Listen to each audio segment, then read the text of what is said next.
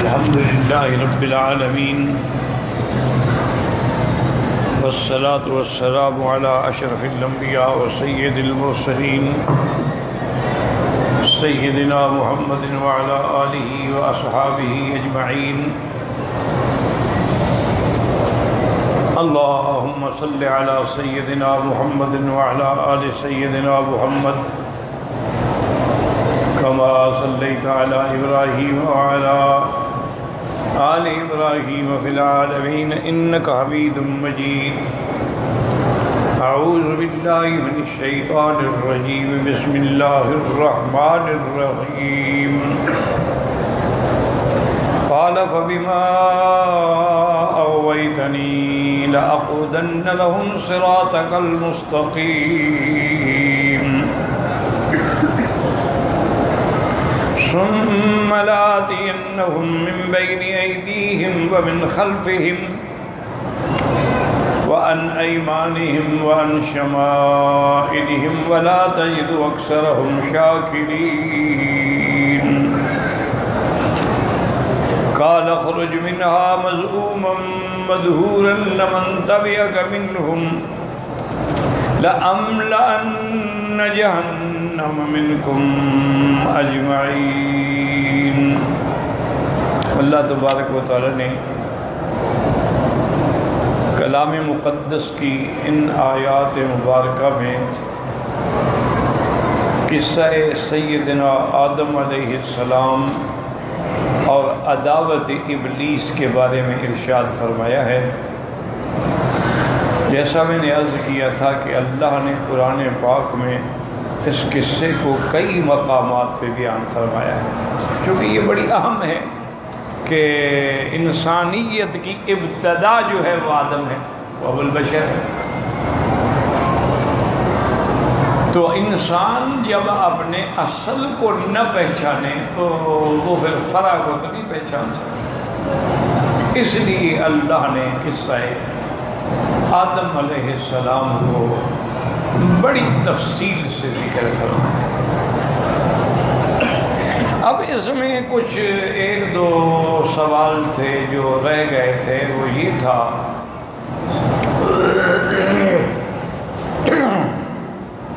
کہ ابلیس نے اتنی جرأت کیسے کی کہ اللہ تعالیٰ کے روبرو کھڑے ہو کر اپنا ابلیسی قیاس پیش کر سکے کہ میں بہتر ہوں. اس کو آپ نے مٹی سے بنایا ہے، مجھے آپ نے آگ سے بنایا ہے.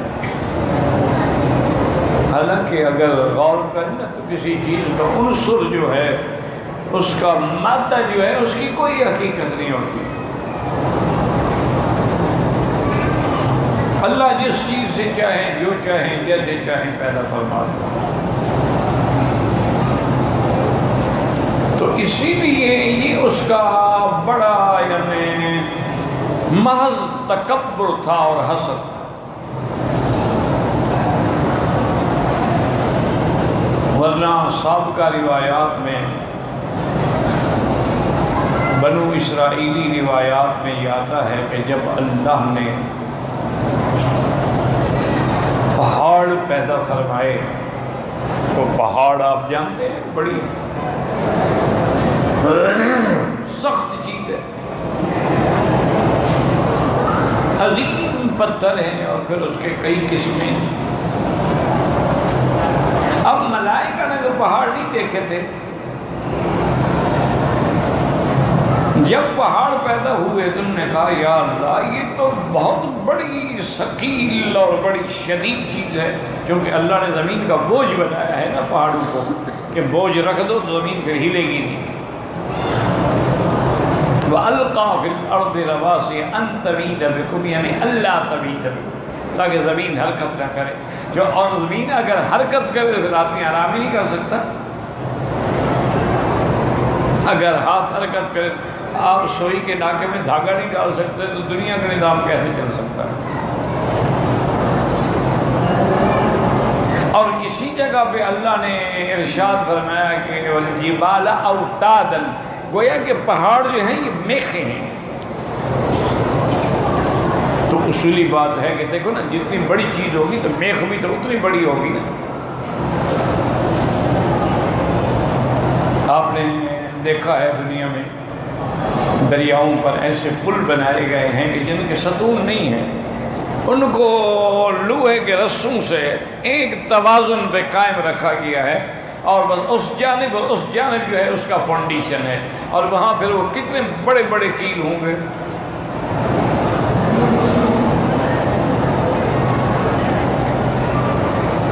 تو انہوں نے عرض کیا کہ یا اللہ، یہ پہاڑ جو ہیں نا جی، یہ بڑے سخت ہیں، شدید ہیں، اور پھر مختلف ان کے رنگ ہیں۔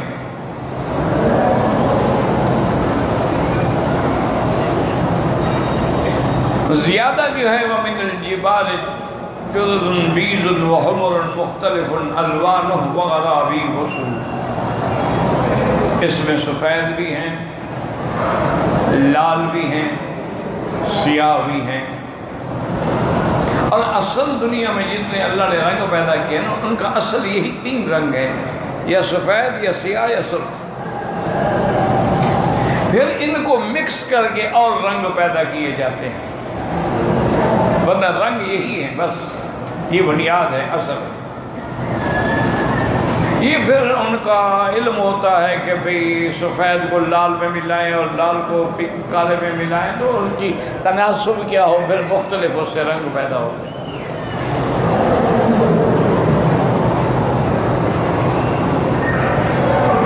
تو فرشتوں نے عرض کیا کہ یا اللہ، اتنی بڑی سخت چیز، اس سے بھی آپ نے کوئی اور سخت چیز مخلوق پیدا کی ہے؟ فرمایا ہاں بالکل۔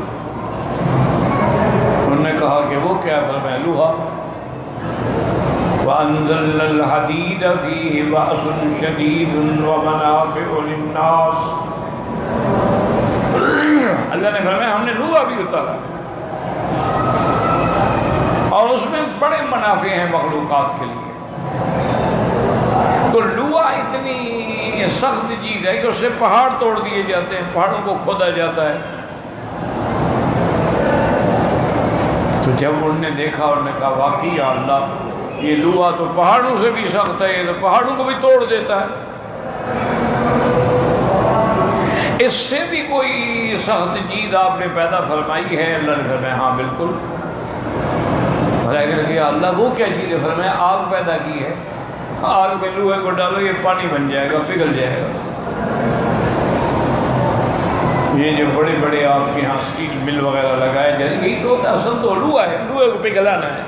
اب اس سے آپ کی مرضی ہے کھلونے بنائیں، اور آپ کی مرضی ہے آپ ٹینک بنائیں، اصل تو لوہا پگھلنا ہے نا۔ جب انہوں نے دیکھا کہ واقعی آگ میں اگر لوہے کو ڈالو تو وہ تو پانی ہو جاتا ہے، انہوں نے کہا یا اللہ، واقعی آپ کا کمال قدرت ہے۔ پہاڑ دیکھے ہم حیران ہو گئے، پھر لوہا دیکھا ہم حیران ہو گئے، آگ دیکھی تو لوہے کو پگھلا، آگ سے بھی کوئی سخت چیز ہے؟ فرمایا ہاں وہ بھی ہے۔ یا اللہ وہ کیا چیز ہے؟ فرمایا وہ پانی ہے، آگ پہ ڈالو آگ بجھ جائے گی۔ تو پانی ڈالا تو آگ ختم ہو گئی۔ یا اللہ، یہ تو واقعی پانی تو پھر ان سب سے بڑا سخت ہو گیا، اس سے بھی کوئی سخت چیز ہے؟ ہاں اس سے بھی سخت چیز ہے، وہ ہوا ہے، کہ ہوائیں چلتی ہیں پانی خشک ہو جاتا ہے۔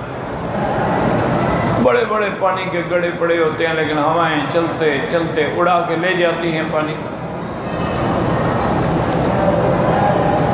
تو ملائکہ حیران ہو گئے، انہوں نے کہا کہ یا اللہ، یہ سب سے پہلے پہاڑ ہیں، پھر لوہا ہے، پھر آگ ہے، پھر پانی ہے، اس سے بھی آپ نے کوئی اور زیادہ طاقت والی مخلوق پیدا کی؟ فرمایا ہاں وہ انسان ہے جو ان سب پہ سواری کرے گا۔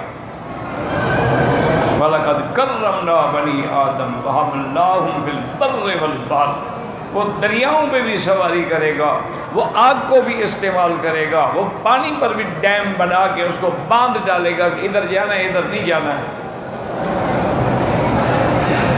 وہ ہواؤں سے بھی کام لے گا۔ جیسے کہ حضرت سلیمان علیہ السلام کے جب ہوائیں تابع ہوئیں تو آپ حکم دیتے تھے تخت توڑ پڑتا تھا، حکم دیتے تخت بیٹھ، سخرنا لہ الریح، اللہ نے ہوا مسخر کر۔ اور اسی طرح میرے مدنی پاک نے رحمت دو جہاں صلی اللہ علیہ وسلم نے، میں نے عرض کیا تھا نا کہ جب بھی حضور کا نام آئے، چاہے 1 کروڑ دفعہ آئے، درود شریف پڑھا جائے۔ درود شریف پورا نہ پڑھ سکو تو پھر بھی صلی اللہ علیہ وسلم۔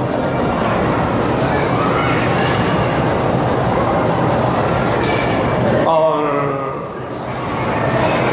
اصل میں یہ جو اللہ کے ذکر ہیں نا جی، یا درود پاک ہے یا کلمہ شریف ہے یا اللہ کا ذکر ہے، تو وہ بزرگ کہتے ہیں کہ میرا بھائی اللہ کے بڑے مزے جو آئے سو چکھ لے، یہ چکھنے کی چیز ہے، دیکھنے کی نہیں ہے۔ جن کو اللہ کے نام کی لذت آشنائی مل گئی وہ ساری دنیا کو چھوڑ کے الگ ہو گئے۔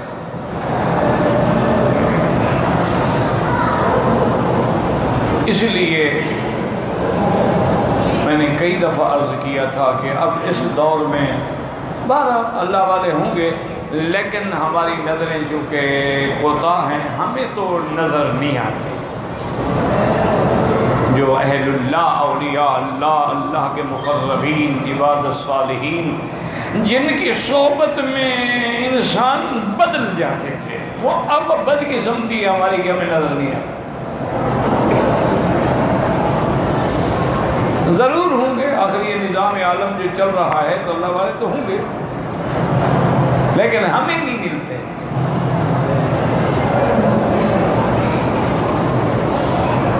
ہمارے مقدر کی نصیب کی بات ہے، ہمیں جو ملتے ہیں وہ اکثر جھوٹے، مداری، شعبدہ باز۔ تو اس لیے اب اس دور میں نے عرض کیا تھا نا کہ ایک آدمی اپنی اصلاح کیسے کرے، اس کا بڑا آسان طریقہ ہے، ایک تسبیح استغفار پڑھ لیا کرے، چلتے پھرتے اٹھتے بیٹھتے وضو ہے نہیں ہے، اور ایک تسبیح درود شریف حضور پاک صلی اللہ علیہ وسلم پہ جو درود نماز میں پڑھتے ہیں، اور لوگوں نے بڑے بڑے فضیل لکھے، اے درود پڑھو اتنا گناہ معاف ہو گئے، لیکن سب سے افضل، سب سے اعلیٰ درود وہ ہے جو خود حضور پاک نے پڑھا ہے۔ ادھر ادھر باتوں میں نہ جائیں۔ تو اسی طریقے سے کلمہ طیبہ لا الہ الا اللہ محمد الرسول اللہ، لیکن تنہا بیٹھ کے، علیحدہ بیٹھ کے، اکیلے بیٹھ کے ان کو پڑھیں اور پھر اللہ کی قدرتوں میں غور کریں، اور اپنی اور ایک پارہ، آدھا پارہ، ایک رکوع روزانہ قرآن پاک کی بھی تلاوت کریں، لیکن ایک ایک لفظ میں غور کریں، صحیح پڑھنے کی کوشش کریں۔ کسی قاری سے بیٹھ کے آخری پارہ جو ہے نا اس کی تصحیح کرا لیں، جب ایک پارہ صحیح ہو جائے گا سارا قرآن صحیح ہو جائے گا، کیونکہ وہی الفاظ تو پھر آئیں گے نا۔ تو اب بس اصلاح اسی میں سمجھیں، اب وہ پیر فقیر ملنے والی باتیں انقا ہو گئی۔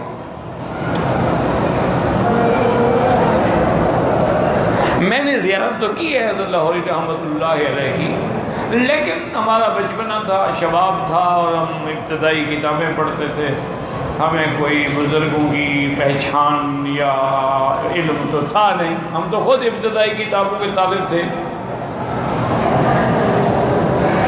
لوگ کہتے ہیں، اور بڑے ثقہ لوگ کہتے ہیں کہ حضرت فرماتے تھے کہ بھائی فقیر کے لنگر میں 40 دن کے لیے آ جاؤ، ایک چلہ لگا لو، اور جو کپڑے فقیر دے گا وہی کپڑے پہننے ہوں گے، اور جو لنگر میں پکے گا وہی کھانا ہوگا، اور 5 وقت فرائض کے علاوہ مجلس ذکر میں اور مجلس درس میں بھی بیٹھنا ہوگا۔ تو صرف 40 دن کے بعد دیکھیں کہ کیسے تبدیلی آتی ہے۔ کہتے ہیں کہ بڑے بڑے شرابی، بڑے بڑے ڈاکو، بڑے بڑے رہزن، بڑے بڑے قاتل سفاک گئے، اور 40 دن کے بعد یک دم تبدیل ہو گئے۔ پھر جناب معلوم ہوتا تھا کہ یہ خود ولی ہے۔ وہ فرماتے تھے بھائی عقل حلال ہو، حلال کا کھانا اندر جائے، صدق مقال ہو، زبان پہ جھوٹ نہ ہو، کپڑے پاک ہوں، بدن پاک ہو، پاک لوگوں کی صحبت ہو، اللہ کا ذکر ہو، درس قرآن ہو، کیسے تبدیلی نہیں آئے گی؟ یہ ممکن ہے؟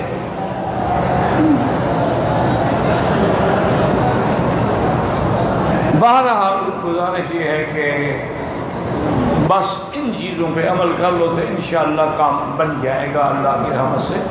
کیونکہ میں نے کہا چکھ لو کا معنی جو حدیث میں حلاوت الایمان، ایمان کی ایک مٹھاس،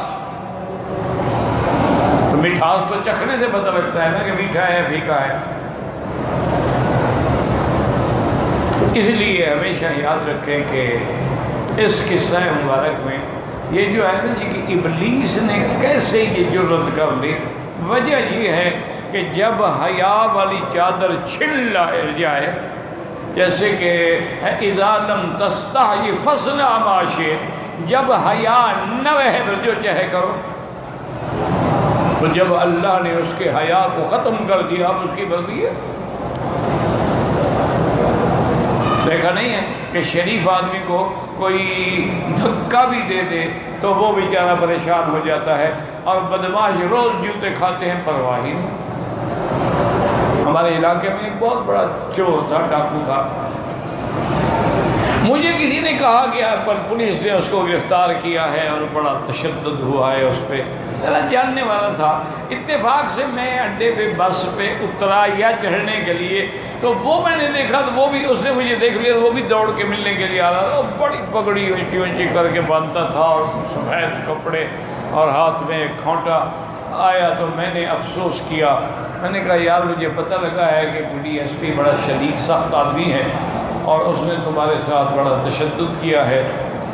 تو بارہ کہنے لگا وکیل صاحب گزارش یہ ہے کہ ہمیں اللہ نے لاکھوں من عزت دی ہے، آپ لوگوں کو ملی ہے تولے کے حساب سے، دھکا بھی آ جائے نا ساری دنیا میں آ جائے گا وکیل صاحب کو کسی نے مارا ہے، وکیل صاحب کو مارا ہے، تو ساری دنیا چیخ پڑے گی۔ ہمیں روز ننگا کر کے مارتے رہتے، اٹھے غسل کیا پھر پگڑی باندھ کے آگے، ہمارا تو کچھ بھی نہیں بگڑتا، کیونکہ ہمارے پاس تو لاکھوں من عزت ہے نا، ہماری عزت کم ہی نہیں ہوتی۔ تو اصل وجہ یہ سمجھانی تھی کہ بے حیا کی عزت نہیں کم ہو، وہ تو بے حیا ہے، جب حیا نہ رہا تو باقی کیا رہا؟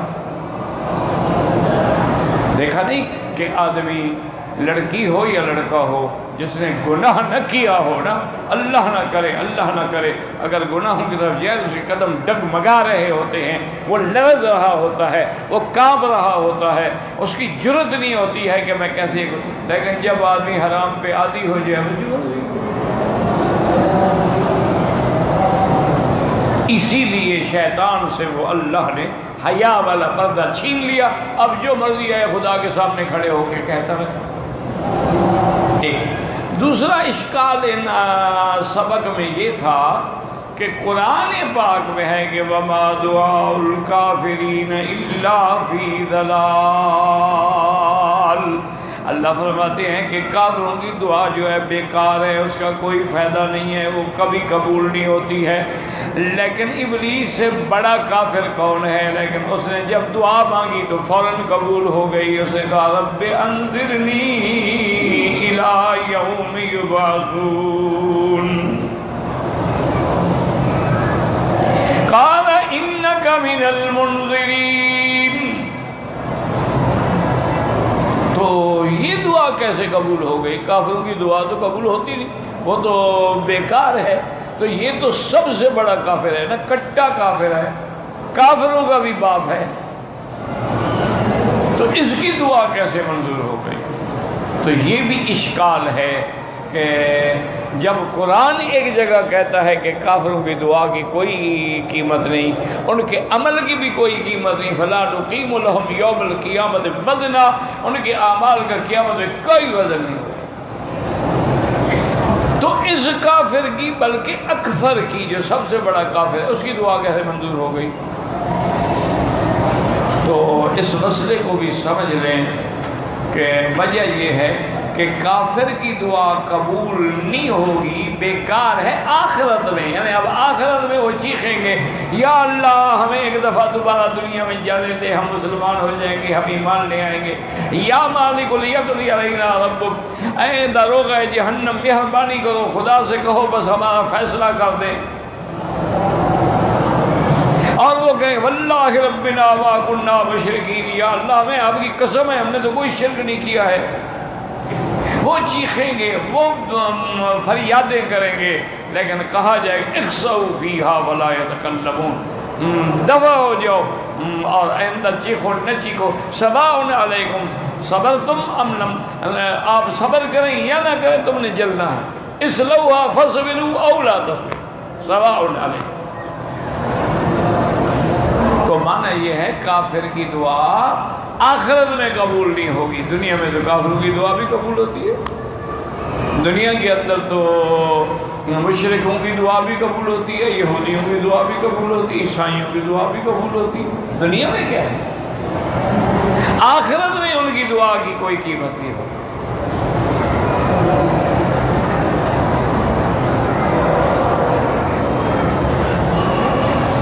اور دوسری بات یہ بھی سمجھ رہے ہیں کہ جب اللہ نے حکم دیا ہے تو اب ایک اشکال اس مسئلے میں اور ہے، وہ یاد رکھیں کہ قرآن یہ کہتا ہے کہ ہر انسان کی زندگی اور عمر اور اجل جو ہے وہ مقرر، ان اجل اللہ اذا جاء لا یؤخر، جب وہ وقت آ جاتا ہے تو پھر اس وقت کو ٹالا نہیں جا سکتا، اذا جاء اجلهم فلا يستأخرون ساعة ولا يستقدمون، جب کسی قوم کا وقت آ جاتا ہے پھر نہ آگے ہوگا نہ پیچھے ہوگا، جو مقرر ہے وہ مقرر ہے۔ ہر انسان کی ایک زندگی ہے، کسی کی عمر اللہ نے 50 سال لکھی ہے، 100 سال لکھی ہے، 200 سال لکھی ہے، 60، وہ آگے پیچھے ہو نہیں سکتی، مسئلہ سمجھو، یعنی ایک آدمی کی عمر اللہ نے لکھی ہے 50 سال، اب وہ رات دن عبادت کرے، رات دن تہجد پڑھے، رات دن اللہ کے ذکر میں رہے، حرام نہ کھائے حلال کھائے، سچ بولے، اللہ سے مانگتا رہے، تو عمر تو نہیں بڑھ جائے گی، وہ تو وہی رہے گی جو لکھی ہے۔ اس لیے صحیح حدیث مبارک میں ہے کہ سیدہ عائشہ صدیقہ رضی اللہ عنہا نے ایک دن کہا کہ اطال اللہ عمرک یا رسول اللہ صلی اللہ علیہ وسلم، یا رسول اللہ آپ کی عمر لمبی کرے، تو حضور نے فرمایا ضیعت وقت کیا عائشہ، عائشہ تو نے وقت ضائع کیا، یہ دعا مانگے، عمر تو نہیں بڑی ہوتی، لمبی ہوتی نہیں، جو لکھی گئی وہ نہیں بڑی ہوتی۔ تو اب یہ ہے، یہ مسئلہ سمجھنے والا ہے، غور کرو گے انشاءاللہ تو اللہ کرے گا سمجھ آ جائے گا، اور نہ غور کرو تو پھر ٹھیک ہے، چلو بیٹھنے کا ثواب تو ملے گا کہ چلو مجلس قرآن میں ہو، مجلس ذکر میں ہو، نہ بھی سمجھ آئے بیٹھنے کا بھی ثواب ملتا، لیکن اگر کوئی ایک مسئلہ بھی سمجھ آ جائے نا تو اللہ کا کروڑ کروڑ شکر ادا کیا کرو۔ اب یہ سمجھیں کہ جب عمر مقرر ہے تو اس نے تو یہ مانگی عمر، شیطان پلیت نے، الی یوم یبعثون، جب لوگ قبروں سے اٹھائے جائیں گے اس وقت تک مجھے مہلت دی جائے۔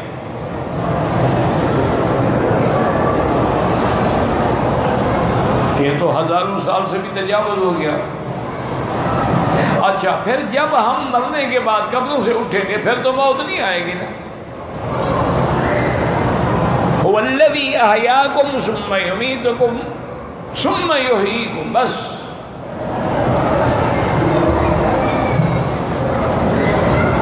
تو اب اس کی اتنی لمبی عمر کے لیے دعا کیسے قبول ہو گئی؟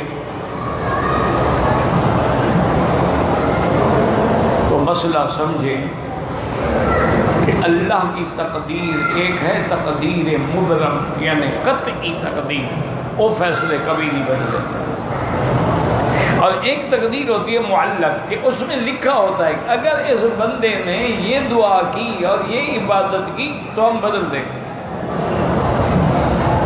اور نہ کی تو پھر ہم نہیں بدلیں گے۔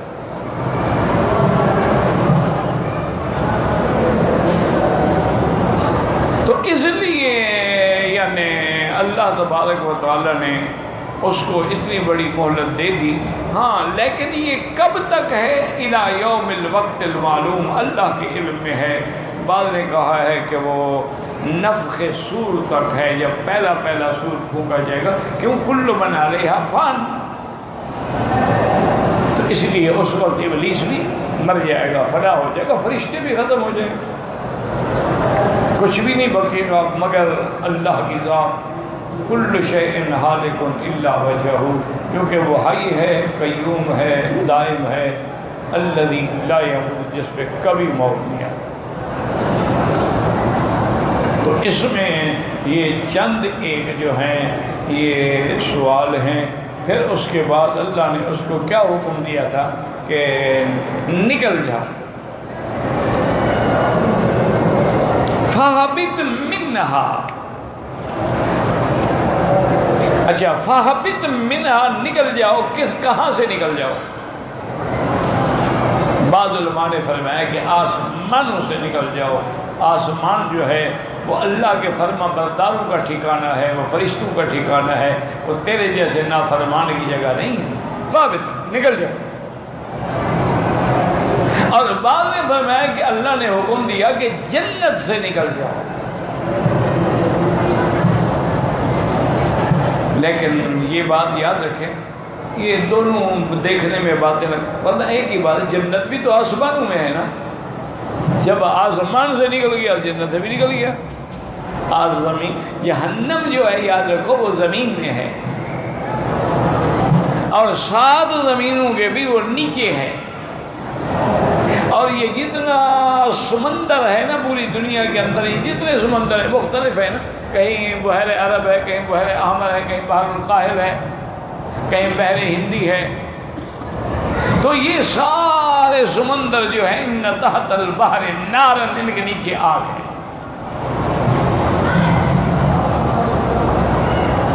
اس آگ کے اوپر اللہ نے ایک غلاف حجری رکھا ہوا ہے، ایک یعنی اس کے اوپر پتھر کی یوں سمجھ لو کہ ایک پردہ ڈالا گیا ہے، غلاف ہے، اس کو کوئی توڑ نہیں سکتا۔ اب جو جدید لوگ ڈرلنگ کرتے ہیں نا پیٹرول نکالنے کے لیے اور سونا چاندی نکالنے کے لیے دریاؤں میں، سمندروں میں، اور بڑے بڑے پہاڑوں کو چیر کے نیچے چلے جاتے ہیں، جنوبی افریقہ میں آپ جائیں نا، وہاں جو ڈائمنڈ کی مائن ہیں، کانے ہیں، 3-3 4-4 میل نیچے کھدائی ہے۔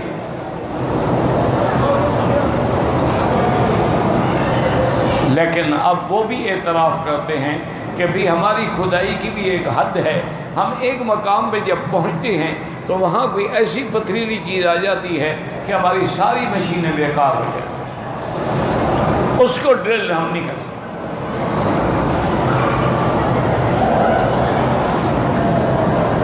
اور پھر اللہ کی شان دیکھیں کہ اس لیے حضرت عبداللہ ابن عمر رضی اللہ عنہما سمندر کے پانی سے وضو نہیں کرتے تھے،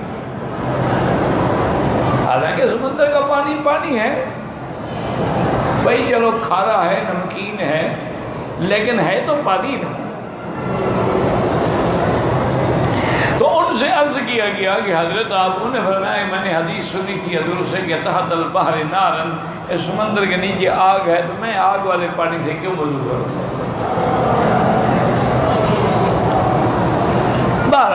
کا اجتہاد تھا رضی اللہ عنہ وارضاہ، اللہ کی کروڑوں رحمتیں ہوں ان پہ، ورنہ ہم باقی صحابہ کرتے تھے، اور پانی اور سمندر کے پانی سے وضو کرنا جائز ہے۔ بہرحال یہ جو جدید لوگ ہیں نا جی، جو جدید علوم کا شکار، یہ پہلے نہیں مانتے تھے جی کہ سمندر کے نیچے آگ کہاں ہے، ہم نے تو سمندر سے کھود کھود کے پیٹرول نکال لیا ہے، تو آگ کدھر گئی؟ وہ کہتے ہیں کہ سمندروں کی تہ سے ہم نے باقاعدہ پیٹرول نکالا ہے، سمندروں کی تہ سے ہم نے موتی نکالے ہیں، تو آگ کدھر گئی؟ یعنی وہ کوشش یہ کرتے ہیں کہ ہمارے پاک نبی کے فرمان کو غلط ثابت کریں۔ بات کو سمجھیں، ان کا مقصد یہ ہوتا ہے کہ اسلام سے ہم بدظن کریں۔ اللہ کی شان دیکھیں کہ انڈونیشیا کے علاقے میں بالی ایک جزیرہ ہے جہاں یہ سونامی آئی تھی۔ سونامی آپ نے سنا؟ وہ ایک عذاب کا نام تھا۔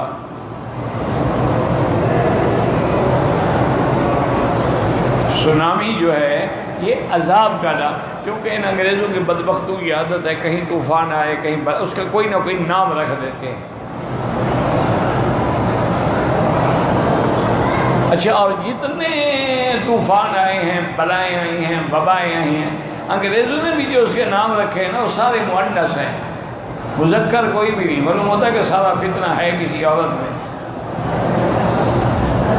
یہ بات وہ بھی مانتے ہیں۔ تو بہرحال وہ ایک بڑا خوبصورت ترین جزیرہ ہے۔ انڈونیشیا جو ہے جزیروں کا ملک ہے، یعنی درمیان میں پانی ہے، پھر آبادی ہے، پھر پانی ہے، پھر آبادی ہے، تو وہاں یہ کاریں نہیں چلتی، وہاں کشتیاں چلتی ہیں۔ پانی میں کہتے کار چلائیں، تو لوگ جو ہیں وہ کشتیوں میں بیٹھ کے ادھر سے ادھر جاتے ہیں، ادھر سے ادھر جاتے ہیں، اس جزیرے میں اس جزیرے میں، مارکیٹ میں، شہر میں، دفتر میں، سب کشتیاں۔ بڑی خوبصورت کشتیاں بھی بنائی جاتی ہیں سیر وغیرہ کے لیے۔ تو بہرحال اس علاقے کے لوگ بھی اچھے ہیں، لڑکیاں بڑی خوبصورت ہیں، اور وہاں بے حیائی کا سب سے بڑا اڈا ہے۔ ایک دن اب وہ لوگ خود بتاتے ہیں کہ ہم سمندر کے کنارے کھڑے تھے، یہ بڑے لوگ جو ہے نا سمندر کے کنارے جاتے ہیں تو وہاں کپڑے شپڑے اتار کے غسل فرماتے ہیں، اور کبھی کبھی سن بات لیتے ہیں، سورج نکلے تو وہاں بھی یہ ننگے سوتے رہتے تاکہ سورج کی شعائیں پڑیں۔ آپ جیسے گورا ہونے کی کوشش کرتے ہیں نا، وہ اپنے آپ کو کچھ سانولا کرنے کی کوشش کرتے ہیں۔ آپ کریمے لگا لگا کے گورے ہو رہے ہو نا، اچھا وہ دھوپ کے بیٹھ بیٹھ کے کالے ہونے کی کوشش کرتے ہیں۔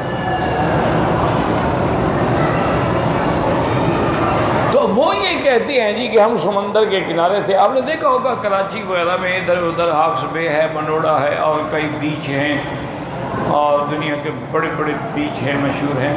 تو یہ پانی جو آتا ہے نا جی، جوش سے آتا ہے، کنارے پہ آتا ہے آتا ہے آتا ہے، تو لوگ جو کھڑے ہوتے ہیں ان کے پنڈلیوں تک، ان کے گھٹنوں تک، ان کے کمر تک آ کے پھر واپس چلا جاتا ہے۔ اسی سے وہ انجوائے کرتے ہیں، خوش ہوتے ہیں، او دیکھو لہرائی لہرائی لہرائی۔ وہ کہتے ہیں کہ ہم کھڑے تھے کہ پانی کی لہریں آئیں، اور اس کے بعد جب واپس گئیں تو معلوم ہوا جیسے آگے کوئی کنواں ہے اور پانی کنویں میں نیچے جا رہا ہے، پھر لہر واپس نہیں آئی۔ وہ تو آتی رہتی ہے نا، چلی آ گئی پھر چلی گئی پھر آ گئی پھر، لیکن وہ جانے کے بعد نہیں واپس نہیں آئی، لیکن معلوم یہ ہوتا ہے کہ نیچے جا رہی ہے، نیچے کی نہیں جا رہی۔ ہم حیران ہو کے کھڑے ہوئے دیکھ رہے ہیں، کچھ دیر گزرنے کے بعد اسی جگہ سے 200 فٹ اونچا پانی نکلا، لہر آئی اونچی، اور جب 200 فٹ اونچی پانی کی لہر ہو تو کیا بچے گا؟ وہ تو سب کچھ بہا کے لے گئی۔ اور وہ پانی جو ہے وہ بالکل شدید گرم تھا، آگ کی طرح، جیسے معلوم ہوتا ہے کہ آگ میں تپایا گیا ہے۔ تو اب کافروں نے بھی مان لیا کہ حضور کا فرمان سچا ہے کہ تحت البحر نار، اس کے نیچے آگ۔ کہتے ہیں کس نے گرم کیا تھا اس کو؟ وہ جب آیا تو گرم تھا۔ بہرحال کہنے کا مقصد یہ ہے کہ جہنم جو ہے وہ زمین میں ہے، اور اسفل سافلین، اور سجین 7 زمینوں کے نیچے جو ہے وہ جہنم ہے، اور جنت جو ہے وہ آسمانوں میں، اور سب سے اعلیٰ جنت جو ہے وہ جنت الفردوس ہے، جس کے بارے میں حضور نے فرمایا کہ 7واں آسمان جو ہے اس کی زمین ہے، اور عرش جو ہے اس کی چھت ہے۔ اس لیے حضور نے فرمایا اذا سألتم اللہ الجنہ، جب اللہ سے مانگو فاسألوہ الفردوس الاعلیٰ، فردوس الاعلیٰ مانگا کرو، کیونکہ اللہ کے آگے کیا کمی، جب مانگنا ہے تو اعلیٰ سے اعلیٰ چیز مانگو نا۔ اب یہ زمین آدمی بادشاہ کے پاس جائے، وہ پوچھے جی ہاں کیا مانگنا ہے، کہا جی مجھے 4 پیسے دے دو، کہے گا مارو جوتے اس کو نکالو۔ بادشاہ کی شان ہے اسے 4 پیسے مانگے جائیں، اسے اعلیٰ چیز مانگو۔ تو اس لیے ہمیشہ یاد رکھیں کہ اب 2 قول ہو گئے، اللہ نے حکم دیا فاہبط منہا، نکل جاؤ، یعنی آسمان سے نکل جاؤ، نہیں یا پھر تم جنت سے نکل جاؤ، اور اس کے بعد اللہ تبارک و تعالیٰ نے یہ بھی فرما دیا کہ بما، یہ جنت جو ہے یہ وہ جگہ نہیں جا رہا ہے کہ تم تکبر کرو۔ قال فاہبط منہا فما یکون لک ان تتکبر فیہا، یہ تکبر کی جگہ نہیں، یہ اکڑنے کی جگہ نہیں، یہ تو تسبیح، تقدیس، تحمید اور نیاز کی جگہ ہے۔ فاخرج انک من الصاغرین، اور ایک مقام پہ یہ بھی آیا مذءوما مدحورا، تم برے ہو کے اور مردود ہو کے نکل جاؤ، چونکہ تم نے تکبر کیا ہے اس لیے ہم تمہیں ذلیل کر کے یہاں سے نکالنے کا حکم دے رہے ہیں۔ تو ابلیس جو ہے وہ وہاں سے اللہ کے حکم سے اتارا گیا۔ قال انذرنی الی یوم یبعثون، قال انک من المنذرین۔ الحمدللہ یہ پڑھ چکے۔ اب ابلیس نے کہا قال فبما اغویتنی لأقعدن لهم صراطک المستقیم۔ تو اس نے کہا کہ یا اللہ فبما اغویتنی، یعنی انما اغویتنی، اور بعض علماء نے فرمایا کہ بعض سببیہ ہے، بے سبب ما اغویتنی، کہ آپ نے جو مجھے گمراہ کیا ہے نا۔ اچھا وہ یہ بھی مانتا تھا کہ ہدایت دینے والا بھی اللہ ہے اور گمراہ کرنے والا بھی اللہ ہے، یضل من یشاء ویہدی من یشاء، معتدلہ کی طرح نہیں۔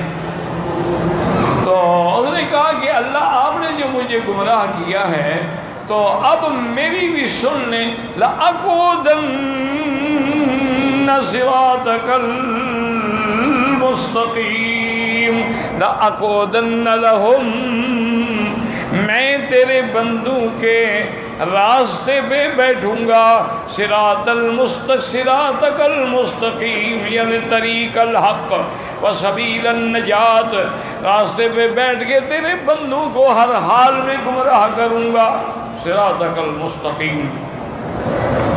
دعا کیا کریں کہ اللہم اہدنا صراط المستقیم، اسی لیے ہم نماز میں پڑھتے ہیں اہدنا الصراط المستقیم صراط الذین انعمت علیہم غیر المغضوب علیہم ولا الضالین۔ تو اچھا اب جب تیرے بندوں کے صراط مستقیم یعنی سیدھے رب، تو کروں گا کیا؟ ثم لآتینہم من بین ایدیہم ومن خلفہم وعن ایمانہم وعن شمائلہم ولا تجد اکثرہم شاکرین۔ میں تیرے بندوں کو یعنی آگے سے بھی گمراہ کروں گا اور پیچھے سے بھی گمراہ کروں گا، دائیں سے بھی اور بائیں سے بھی۔ بعض علماء نے کہا سمجھو معنی یہ ہے کہ ہر طرف سے میں گمراہ کروں گا، صرف یہ نہیں کہ یہ 4 جوانب ہیں، اس کا ذکر کرنے کا فائدہ یہ ہے کہ میں 4 جان یعنی ہر طرح ان کو ہلاک کروں گا۔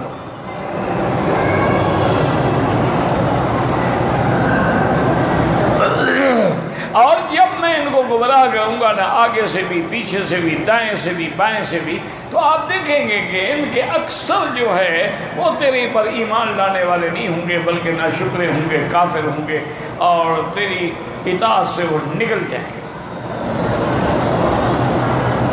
اچھا، ایک جواب تو یہ ہے کہ بھئی جہاد جو ہیں وہ تو 6 ہیں، 4 تو نہیں ہیں۔ یاد رکھو جہاد جو ہیں آگے پیچھے دائیں بائیں اوپر نیچے، تو کتنی ہو گئی؟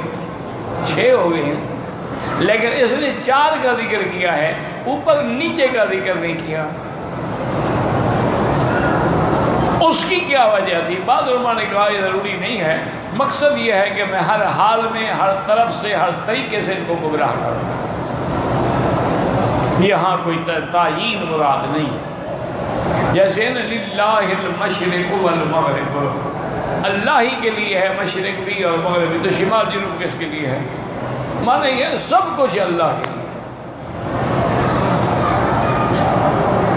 اچھا، بعض علماء نے کچھ جواب دیا ہے، ایک اور بھی جواب دیا ہے، وہ ہے تو خیر صوفیانہ جواب، جیسے صوفی حضرات ہوتے ہیں نا بزرگ، ان کا جواب وہ یہ کہتے ہیں کہ بھئی یہ بھی اللہ کی رحمت ہو گئی کہ اس بدبخت نے 4 جانب کا ذکر کیا، اوپر کا ذکر نہیں کیا، تو اوپر سے اللہ کی رحمت کا دروازہ کھلا رہے گا، وہاں یہ کچھ ہی نہیں کر سکتا۔ اور نیچے کا ذکر نہیں کیا گا، نغتال من تحتی، کہ نیچے کا جو دھکا ہے نا وہ تو بڑے سے بڑا پہلوان بھی ہو گڑا پڑا ہو کر جائے گا، بڑا طاقتور پہلوان، اس کو کیا پتا کہ آگے کنواں ہے، آگے کو گڑا ہے، تو نیچے والی ہلاکت جو ہے اتنی خطرناک ہوتی کہ اس سے کوئی بچ نہیں سکتا، تو اللہ نے رحمت کی اس کے منہ سے وہ بھی نہیں نکلا، اس لیے اس نے کہا کہ لآتینہم من بین ایدیہم ومن خلفہم وعن ایمانہم وعن شمائلہم، میں آگے سے بھی گمراہ کروں گا، پیچھے سے بھی گمراہ کروں گا، دائیں سے بھی گمراہ کروں گا، بائیں سے بھی گمراہ کروں گا۔ اور بعض علماء نے فرمایا اس کی طرف اشارہ بھی ہے کہ بعض گناہ جو ہے نا دیکھو وہ آگے سے ہوتے ہیں نا، کتنے گناہ ہیں جو آگے سے ہوتے ہیں، اگر منہ سے ہوتے ہیں تو منہ آگے ہے نا، زبان سے ہوتے ہیں تو آگے ہے نا، آنکھوں سے ہوتے ہیں تو آگے ہے، اگر نعوذ باللہ شرمگاہ سے ہوتے ہیں تو وہ بھی تو آگے ہے نا، اور کتنی گناہ ہیں جو پیچھے سے ہوتے ہیں، لواطت ہے، بدفعلی ہے، قوم لوط کا کام ہے، تو اور اسی طرح کتنے ہیں جو ہاتھ سے ہوتے ہیں، کسی کی جیب سے کوئی چیز نکال لی، چوری کر لی، صندوق توڑ لی، اور کچھ ایسے بھی کام ہوتے ہیں جو بائیں ہاتھ سے کیے جاتے ہیں۔ تو اس کا معنی یہ تھا کہ ہر قسم کے گناہوں میں میں ان کو ڈال دوں گا، کوئی زنا میں مر جائیں گے، کوئی لواطت میں مر جائیں گے، کوئی چوری میں، ڈاکے میں، لوٹ مار میں مر جائیں گے، کوئی پینے پلانے میں مر جائیں گے، میں ان کو ہر حال میں گمراہ کروں۔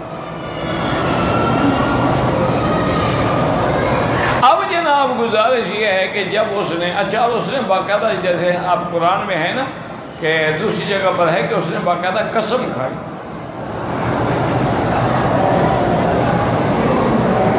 اس نے قسم کھائی کہ میں آپ کے بندوں کو اس طرح گمراہ کروں گا۔ تو ایک حدیث مبارک میں بھی ہے کہ جب ابلیس نے کہا کہ یا اللہ مجھے تیرے جلال کی قسم ہے، تیری عظمتوں کی قسم ہے، میں تیرے بندوں کو نہیں چھوڑوں گا، گمراہ کروں گا، ہاں الا عبادک منهم المخلصین، جو خاص بندے ہیں تیرے چنے ہوئے وہ بچ جائیں گے، باقی کوئی میرے حملے سے نہیں بچے گا۔ چونکہ شیطان جو ہے نا جی، اس کا حملہ بڑا خطرناک ہوتا ہے، اور حدیث میں آتا ہے ان شیطان یجری کا مجری الدم، جیسے بندے کے اندر خون جاری ہے نا، خون گردش کرتا ہے، شیطان بھی اسی طرح گردش کرتا ہے۔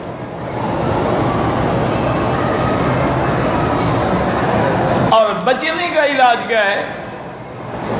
وَإِمَّا يَنزَغَنَّكَ مِنَ الشَّيْطَانِ نَزْغٌ فَاسْتَعِذْ بِاللَّهِ،